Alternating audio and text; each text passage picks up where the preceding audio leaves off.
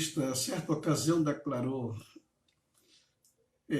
uma coisa eu peço ao Senhor e a buscarei, que eu possa morar na casa do Senhor todos os dias da minha vida. Na realidade, este é um extraordinário pedido que o salmista tem feito, porque um homem que morava num palácio, que tinha o bom e do melhor onde ele morava, ele poderia desfrutar daquilo que ele bem entendesse na vida, mas não existia para ele lugar melhor do que a casa do Senhor. E esse era um pedido que ele fazia, que eu possa morar na casa do Senhor todos os dias. Que prazer, que alegria poderia a casa do Senhor ouvir o louvor dos levitas, apreciar aqueles sacrifícios que eram realizados, vendo as pessoas chegando com suas ofertas para apresentar diante de Deus, alegria radiante no olhar, na fisionomia de cada judeu que vinha para adorar ao Senhor na beleza da sua santidade. Eu creio que não existe coisa melhor neste mundo do que você estar na casa do Senhor, a presença dele. Nós estamos atravessando um momento difícil na nossa história, onde o povo de Deus não está podendo se congregar devido à situação em que o mundo se encontra, evitando aglomerações, e nós entendemos perfeitamente isto. Muitas pessoas pensam que é o governo que não está querendo deixar, mas, infelizmente, muitos servos de Deus, eles têm sido acometidos desta pandemia e alguns deles já partiram para a glória. Então, toda prudência, ela é válida nesse momento. Toda cautela ainda é pouca. Devemos ter um cuidado muito grande com a nossa integridade física. Enquanto isto, vamos realizando o nosso trabalho com a nossa família em casa e assim poder glorificar o nome do Senhor, porque Deus é Espírito, Ele está em toda parte. Os verdadeiros adoradores adorarão ao Pai em espírito e em verdade. Graças a Deus. É muito bom estar aqui com você neste momento, nesta hora da nossa meditação na Escritura Sagrada. E nós vamos prosseguir com o nosso assunto sobre as parábolas do reino. E hoje nós iremos falar sobre a parábola do tesouro oculto, o tesouro escondido ou tesouro oculto. Nós encontramos em Mateus capítulo 13, os versículos 36 ao 38, que ali Jesus, despedindo as multidões, foi Jesus para casa. O cenário agora muda. Não é mais a beira-mar, não é mais agora aquela proa da embarcação que Jesus utilizou como uma tribuna para falar para as multidões que estavam ali na beira do mar, à beira da praia. E nesse momento ele se desloca para casa. Ali ele estava naturalmente em Cafarnaum, onde era o seu quartel-general, onde ele ia e vinha nas suas jornadas naquela região. E ali tinha naturalmente a família de Pedro, né? A sogra de Pedro, naturalmente todos os discípulos viviam por ali naquela região. E é um lugar muito aprazível, muito agradável. E agora sai do meio daquela multidão e parte agora para casa, dentro de casa. Quando ele despede a multidão segue, mas aquele grupo seleto de discípulos o acompanham. Não queriam perder nada. Os seus ensinamentos eram, na realidade, riqueza para todo sempre. E eles não queriam desgrudar um pouquinho do Senhor. E o Senhor Jesus não estava nem preocupado com isso, porque esta foi a finalidade que eu trouxe aqui a este mundo, para mostrar ao mundo o valor do reino de Deus. E diz aqui que, chegando-se a ele, os seus discípulos disseram: explica-nos a parábola do joio do campo. Aquela parábola que Jesus contou lá na beira do rio, lá na praia. Ele não tinha dado a explicação para aquela multidão. Mas agora os discípulos, como queriam a explicação, ele vem agora nos explica esta parábola. E ele respondeu: o que semeia a boa semente é o Filho do homem. Então, são os princípios da interpretação da palavra. E diz ele que o campo é o mundo e a boa semente são os filhos do reino. O joio são os filhos do maligno. Então, aqui está um princípio, praticamente, da interpretação da Bíblia, né? Mas, hoje, o nosso assunto da nossa parábola é a parábola do tesouro oculto. Não é mais a parábola do joio, do fermento, não, que esse aqui já nos deram lições maravilhosas, né? E aqui em Mateus, capítulo 13, versículos 44 a 46, ele nos declara o seguinte: que o reino dos céus é semelhante a um tesouro oculto no campo, o qual certo homem, tendo achado, escondeu. E transbordante de alegria vai, vende tudo o que tem e compra aquele campo. Então, irmãos queridos, o que é que nós estamos verificando aqui?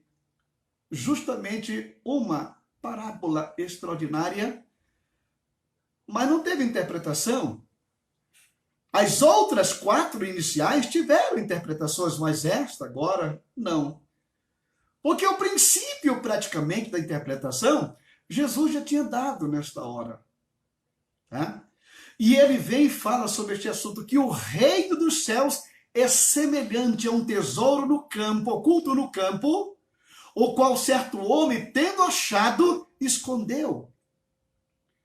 E transbordante de alegria vai, vende tudo que tem e compra aquele campo. Uma das coisas que eu peço a vossa preciosa atenção é que, para você entender esta palavra, ou esta parábola, nós precisamos observar o seguinte: o reino dos céus é semelhante a um tesouro oculto no campo. O que vinha a ser, na realidade, isto aqui? Para você entender, é preciso que você tenha que compreender, primeiramente, o que significa o reino. O que é este reino que Jesus Cristo está falando aqui? Que o reino dos céus é semelhante a um tesouro oculto no campo. Aqui está. Então, para você entender esta parábola, nós precisamos falar um pouco para você justamente sobre a questão do reino. O que é este reino? Por que esse tesouro? Por quê? Oculto no campo.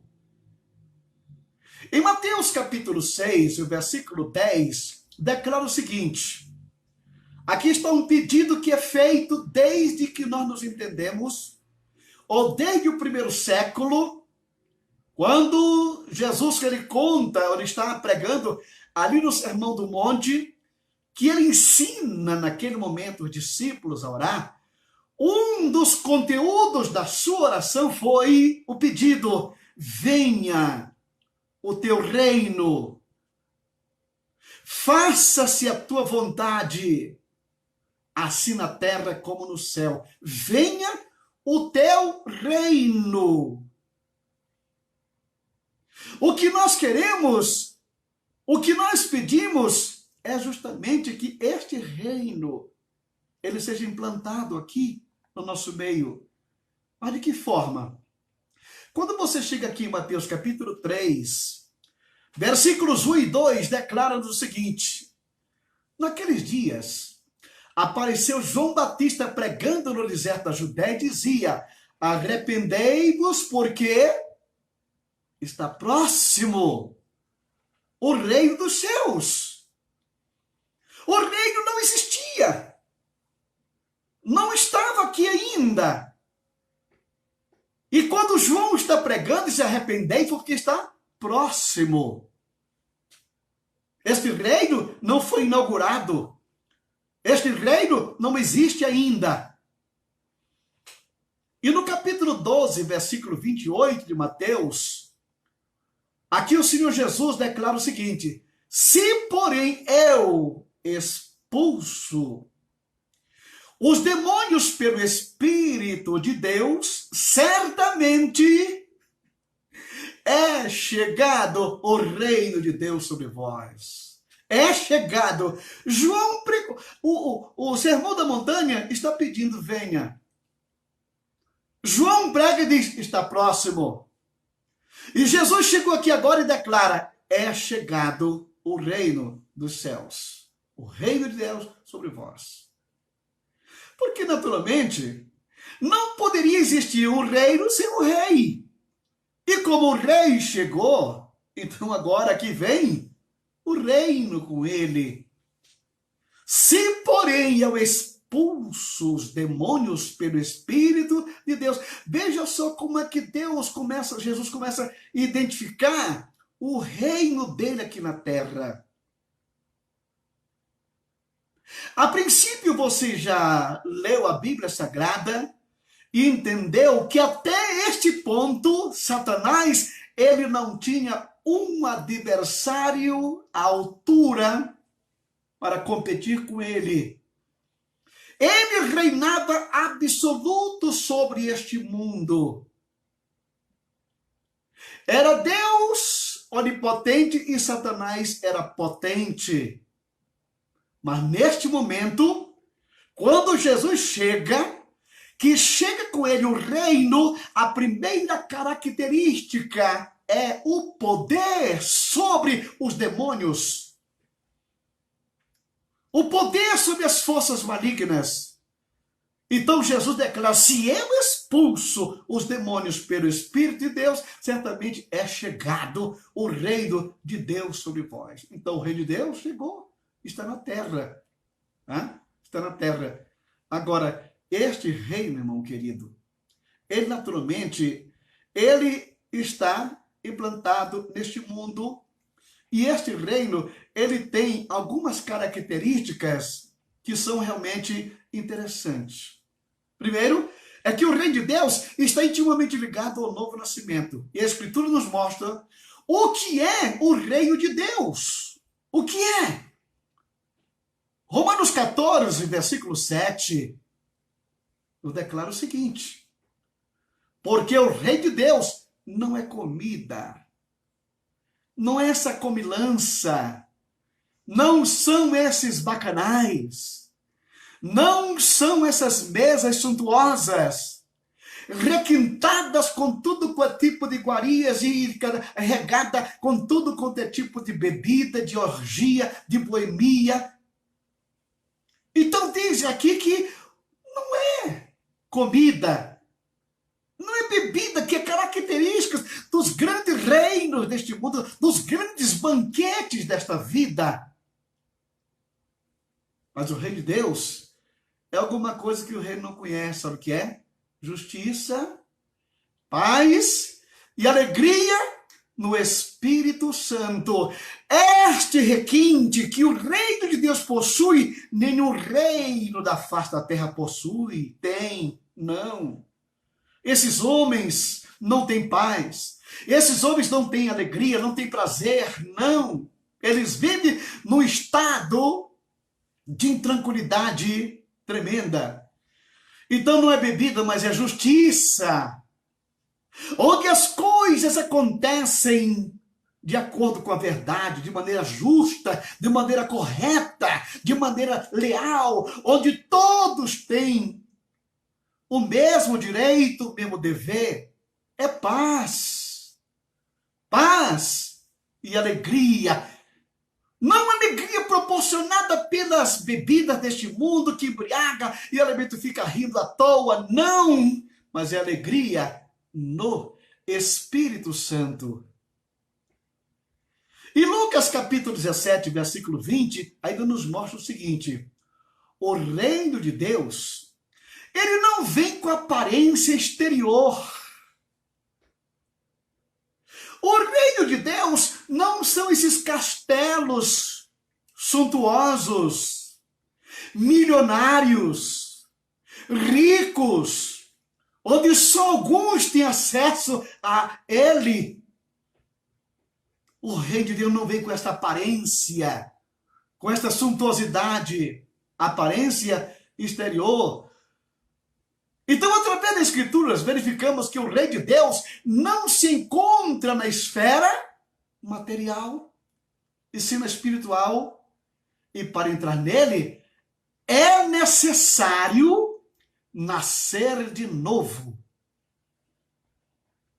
Não se entra neste reino de qualquer maneira.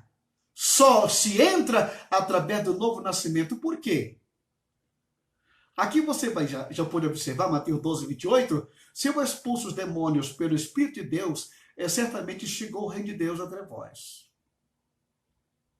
O crente não tem mais por que andar com medo, assustado das forças malignas, não. Tá?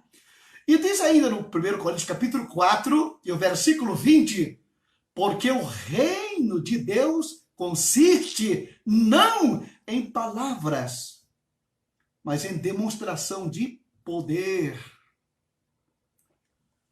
Você está entendendo isso aqui? Agora, uma coisa que eu quero que você observe é que onde este reino se localiza, onde é que ele está? João, no capítulo 17, na oração sacerdotal de nosso Senhor Jesus Cristo, no versículo 16, ele declara o seguinte: eles não são do mundo. Peraí, Jorge Vale, onde é que você está? Onde é que nós estamos? Hein? Eu e você. Quando Jesus declara, eles não são do mundo, se referindo naquele momento aos discípulos que estavam seguindo o Senhor naquela hora, né? Eles não são do mundo. Como também eu não sou. Interessante, não? Como é que você está no mundo, mas você não é do mundo, hein? E no capítulo 15 de João, o Senhor nos fala, no versículo 19, se vós fosseis do mundo, se você fosse deste mundo, se você participasse do cenário deste mundo, o mundo amaria o que era seu. Você envolvido com os prazeres, com os bacanais, o mundo ia te abraçar. Todavia, não sois do mundo. Pelo contrário, dele vos escolhi. Por isso, o mundo vos odeia. Você está compreendendo o que a palavra de Deus está nos conduzindo aqui? Você viu que é o reino do mundo? O reino de Deus? O gozo, alegria, não é comida, não é bebida, não vem com aparência exterior, mas é gozo, é paz. É tudo isso. Agora, uma das coisas que você tem que entender aqui nesse momento é justamente que este reino, ele para você adentrar a ele, como eu falei, olha aqui, digamos que eu estou aqui e bem aqui existe uma parede, tá? Tem uma parede ou tem um muro intransponível e do lado de cá está o mundo, o reino do mundo. E do outro lado do muro está o reino de Deus. Aqui deste lado você tem de tudo que o mundo lhe oferece. E aqui deste outro lado está o reino de gozo, de paz, de alegria, de prazer, de satisfação, a plena do Espírito Santo, do Pai, do Filho, do Espírito Santo, uma harmonia perene desse lado aqui, tá? Estamos aqui. Agora, como é que uma pessoa faz para passar aqui deste lado do reino do mundo para o reino de Deus? Qual é a forma Qual é a maneira? Qual é o jeito que nós temos? Qual é a solução que o Senhor nos dá? No capítulo 3 do Evangelho de São João, o Senhor Jesus nos deu uma orientação magnífica quando ele declara aqui no capítulo 3, olha só, versículos 3 e diante. A isto respondeu Jesus: em verdade vos digo que se o grão de trigo, ou seja, digo que se alguém não nascer de novo, não pode ver. Olha bem, se alguém não nascer de novo, não pode ver o que está do outro lado. Não pode. Não pode ver o reino de Deus. Nicodemo lhe perguntou, nesse momento, né? Se alguém não nascer de novo, não pode ver. Perguntou a Nicodemos: como pode um homem nascer sendo velho? Pode, porventura, voltar ao ventre materno e nascer segunda vez? Respondeu Jesus: em verdade te digo, quem não nascer da água e do Espírito não pode entrar. Não pode ir para o outro lado do reino. O que é nascido da carne, Nicodemos, é carne. E o que é nascido do Espírito é Espírito. E não te admires de eu te dizer: importa-vos nascer de novo. A única maneira que o ser humano tem de passar do lado do reino do mundo para o reino de Deus é apenas pelo novo nascimento.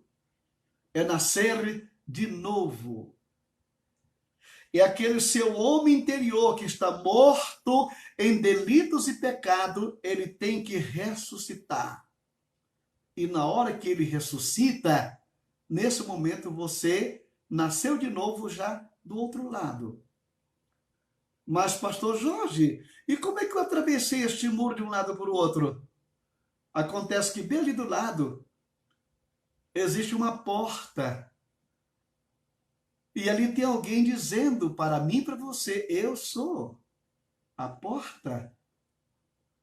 Eu sou a porta que faz com que você passe deste mundo que você vive aqui na terra, com a sua família, para o mundo do Espírito, o mundo espiritual, para o reino do Espírito, o reino de Deus, é nascendo de novo. E este novo nascimento só tem uma forma: é você receber Jesus Cristo como seu Salvador pessoal. Muitas pessoas, milhões de pessoas em toda a face da terra, ouviram esta voz dizendo: eu sou a porta. Quem entrar por mim, entrará e sairá e achará pastagens. Você está entendendo? Agora, quando o homem sai aqui deste mundo, que adentra este mundo, ele vai ver o que a riqueza espiritual nos espera. Ele vê o que é o vislumbre daquele que está sentado no trono da sua glória. Ele vê na realidade o que é que Deus tem e o que ele pretende com o ser humano. Não existe nada que se compare justamente a este reino de glória que o Senhor tem preparado para você, começando ainda em vida. Tá? Começando em vida, porque isso começa agora e se estende por toda a eternidade. Você pode observar naturalmente o que Apocalipse, capítulo 20, versículo 6 declara: bem-aventurado e santo é aquele que tem parte na primeira ressurreição. Sobre estes, a segunda morte não tem autoridade. Pelo contrário, serão sacerdotes de Deus e de Cristo e reinarão com ele 1000 anos. Não existe coisa mais sublime neste universo de que o homem ter acesso a este reino magnífico. Agora, Nós vamos voltar aqui ao início da nossa parábola, onde você viu aqui Mateus capítulo 13, versículos 44 a 46, onde o Senhor declara, ele está dentro da casa, fazendo explicações para os discípulos, aquele povão foi embora, inclusive, quando o Jesus acaba de falar a parábola, ele pergunta, vocês entenderam? Eles responderam sim, entendemos. Por quê? Porque para vós é dado esse conhecimento, não é para todo mundo. Porque muitas pessoas não enxergam, não veem e não entram. O próprio Nicodemos que você viu, ele estava perto da porta e não estava enxergando quem era a porta, que lhe conduzia para o outro lado da vida, o novo nascimento. Líder religioso, mas infelizmente impregnado pela tradição judaica, impregnado pela religiosidade, impregnado pelo sistema religioso da época, não dá para ver, não dá para enxergar, não tem como, a não ser que haja um milagre na sua vida. E o que nós vemos agora aqui na parábola é justamente assim que, olha, o reino dos céus é semelhante a um tesouro oculto no campo. Então, quando você lê o reino dos céus, é semelhante a um tesouro oculto no campo. E você viu que quando Jesus explica a parábola anterior, o que foi que ele declarou? Que o campo é o mundo. O mundo não é o cosmos, não. Não é esse planeta que você vive aqui de quinta grandeza, iluminado por uma estrela de 10ª grandeza. Não é isso que está falando aqui. Mas está falando do mundo dos homens. O reino deste mundo, a glória deste mundo, a pompa deste mundo. Então diz aqui, o reino do céu semelhante a um tesouro oculto no campo. Ou seja, no meio deste mundo, no meio da humanidade, existe um tesouro incalculável. E qual é esse tesouro? É o que nós acabamos de explicar para você. O reino de Deus com toda a sua glória. E onde é que ele está? Ele está aqui. Ele está entre vós. O reino de Deus está no nosso meio. Não está em outro planeta, em outra constelação, não. Mas o reino de Deus está aqui dentro deste globo da Terra. Entre os aparatos totais que existem hoje, da humanidade, no globo da Terra, está aqui o reino de Deus. A glória, a suprema grandeza, aquele pedido, venha nós teu reino, está aqui aonde? Oculto nesse campo. Oculto por quê? Está oculto porque isso aqui não é visível a qualquer pessoa. Como nós já falamos, como Jesus explicou para Nicodemos, se você não nascer de novo, você não vai ver. Se você não nascer de novo, você não pode entrar. É necessário nascer de novo para poder entrar nele. Então esse tesouro está oculto nesse campo vasto do mundo. Tá? E diz aqui, o qual certo homem, tendo achado, escondeu. O homem achou, escondeu, e transbordante de alegria, vende tudo o que tem e compra aquele campo. Irmãos queridos, esse homem que descobre este campo, esse tesouro no campo, este homem que encontrou este tesouro extraordinário, nada mais, nada menos é do que eu e você, que hoje compomos a igreja do Senhor na face da terra. A igreja que foi comprada e resgatada por nosso Senhor e Salvador Jesus Cristo. Ele é o cabeça. Ele reina sobre a sua igreja. Então, o que acontece? Veja bem, agora vamos ver esse homem que sou eu e você. Vamos analisar como foi que você encontrou esse tesouro no meio do mundo. Como foi que você achou este reino? Hein? Eu não sei se você se lembra quando você aceitou Jesus como seu salvador pessoal. O que foi que aconteceu com você? O que é que tem acontecido com muitos homens na face da terra? Você imagina um homem ilustre da alta sociedade, do meio da grandeza da política deste mundo, do meio empresarial desta vida,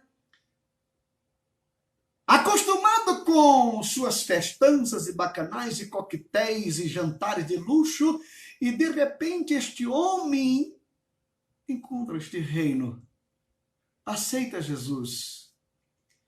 Você acha que é fácil para ele sair gritando: olha pessoal, agora eu sou crente, agora eu não bebo mais, não fumo mais, agora eu não posso mais participar de nada? Você acha que é fácil? Não. A princípio, ele esconde. Receosamente, ele esconde. Não quer que ninguém saiba, a princípio, que ele é crente. Tá? Ele esconde. Ele esconde que encontrou esse tesouro.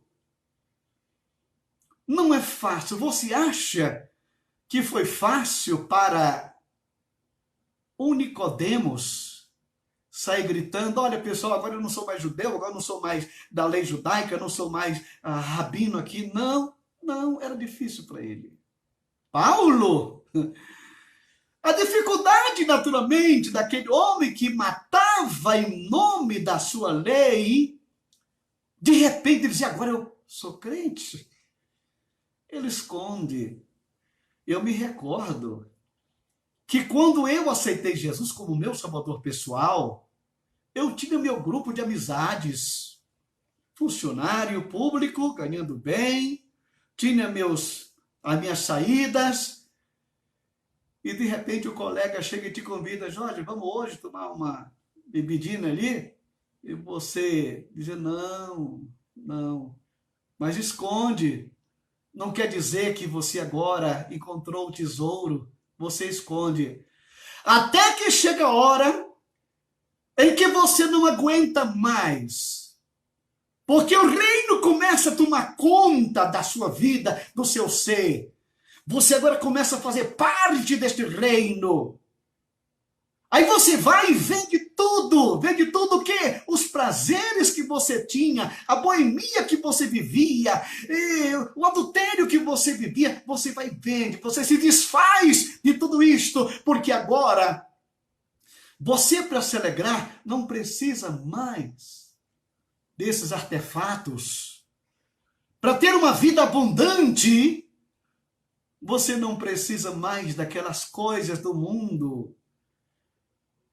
Jesus disse: eu vim para que você tenha vida e a tenha em abundância. A vida abundante não consiste na abundância dos bens que a pessoa possui, não. Não, a vida abundante, ela se processa no meu interior, na minha vida espiritual. É aqui que ela se processa. Você está entendendo? Aqui que está a vida abundante. E no momento que você acha que aquela vida que você tinha era uma vida real, aí de repente você descobre que aquilo tudo não passava de momentos passageiros, de prazeres ilusórios, de satisfações que não levavam a lugar nenhum. Você vivia daquela forma e no outro dia estava do mesmo jeito. Tinha que voltar de novo para aquele local. No outro dia acordava do mesmo jeito. Jesus disse para a mulher samaritana: aquele que beber desta água volta a ter sede, mas aquele que beber da água que eu lhe der, esta água satisfaz, esta água sacia, o meu reino, ele dá prazer, e prazer espiritual e eterno.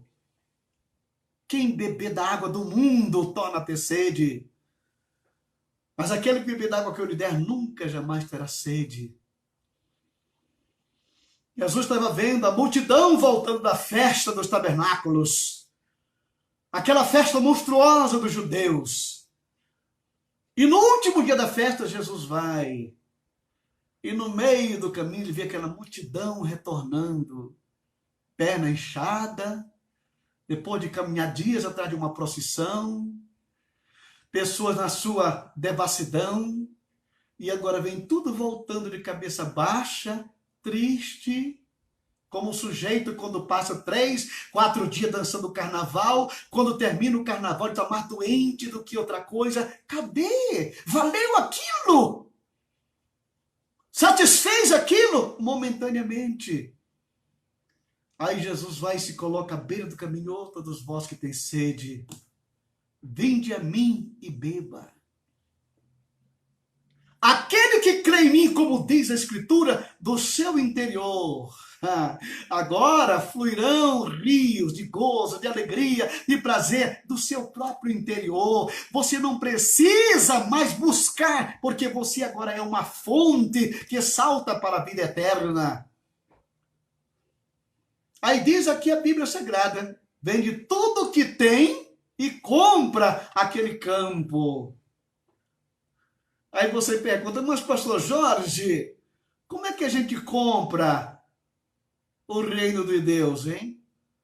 Como é que a gente compra o reino dos céus?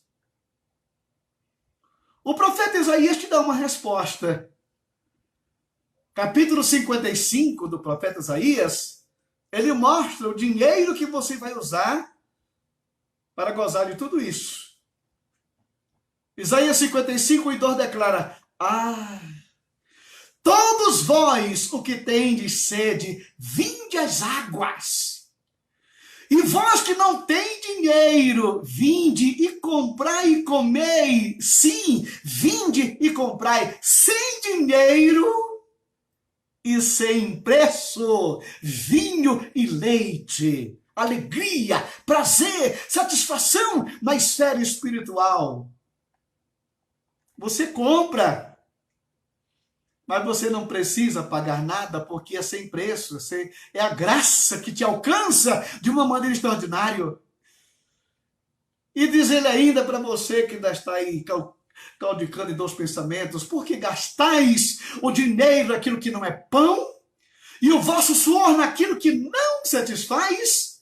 Ouvi-me atentamente, comei o que é bom, e vos deleitareis com os finos manjares.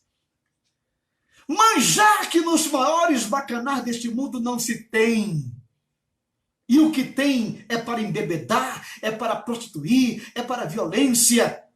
Os finos manjares que Deus tem para a sua igreja e para o seu povo é algo que excede todo entendimento. Este é o tesouro que o homem encontrou no campo, no meio do mundo. Ele viu, ele escondeu e comprou, e agora ele está neste reino. Você está entendendo? Glorifique a Deus, porque você não está mais se debatendo de um lado para outro. Glorifique a Deus, porque você já achou a porta.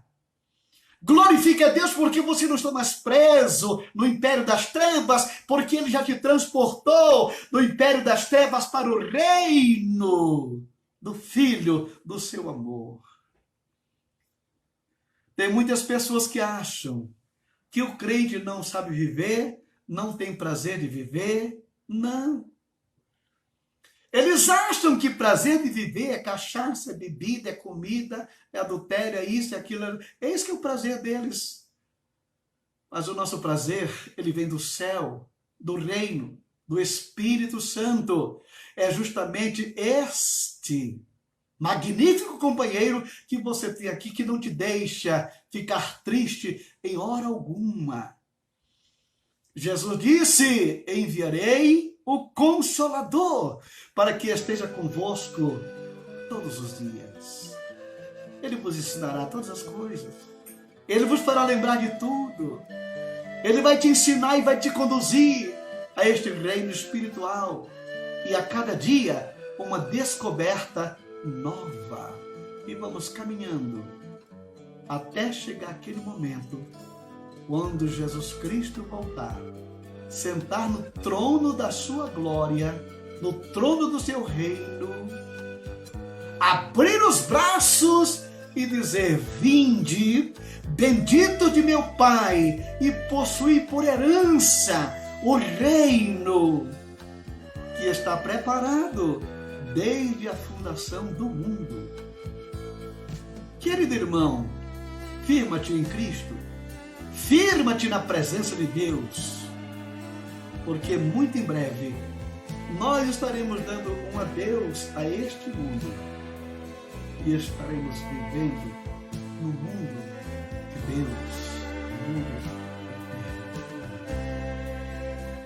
Pai Celestial, nós te glorificamos, Senhor, agradecidos pela sua misericórdia, pela sua bondade, pelo seu grande, eterno e doce amor, pela sua presença em nosso viver diário, por saber que nós já encontramos esse tesouro de incrível valor, que abrimos mão de tudo para adquiri-lo para nós, sem dinheiro e sem preço, porque isso tudo, Senhor, nos oferece gratuitamente. Obrigado, Senhor. Obrigado pelo teu povo que te serve, que te glorifica. Obrigado pelos teus filhos que estão nesse momento buscando a tua face e se alimentando da palavra. Por esta família que está conosco aqui neste horário. Abençoa cada um, Senhor. Visita os lares dos meus irmãos, aqueles que estão enfermos, Pai de amor. Nós pedimos a tua mão. Olha para a família do pastor Sebastião, ali no Mato Grosso, Senhor, que perdeu o seu filho. Restaura também a saúde do pastor Sebastião e da sua esposa e de todos aqueles que estão nesse momento acometidos por este vírus, Senhor. Ajuda-nos, Pai. Ensina-nos a confiar em Ti, meu Deus e meu Pai. Muitas pessoas que estão no leito de enfermidade nesta hora, que a Tua mão poderosa e santa alcance cada coração e cada vida. Fortalece-nos em Ti. Abençoa a minha casa, abençoa a minha família, meus filhos, meus netos, nosso trabalho aqui no Instituto Bíblico de Campinas. Também te peço pela nossa cidade, pelo prefeito desta cidade, pelas autoridades constituídas desse município e também pelo presidente da República e todos os ministros, meu Pai Celestial. Dê sabedoria a esses homens, para que se unam no esforço único de ver esse Brasil crescer. Quanto àqueles que são os mensageiros da derrota, Satanás e seus anjos que tentam perturbar a vida da população, nós entregamos ao Teu cuidado, Senhor. Nós entregamos em Tuas mãos. Nós não aceitamos interferência diabólica nesta nação, Senhor. Guarda-nos em Ti, nos orienta em tudo e nos dê a Tua paz. Em nome de Jesus. Amém. E a graça de nosso Senhor Jesus Cristo, o amor de Deus, nosso Pai, a comunhão e a consolação do Espírito Santo seja com todo o povo de Deus, agora e sempre. Amém. E amém. Que Deus nos abençoe.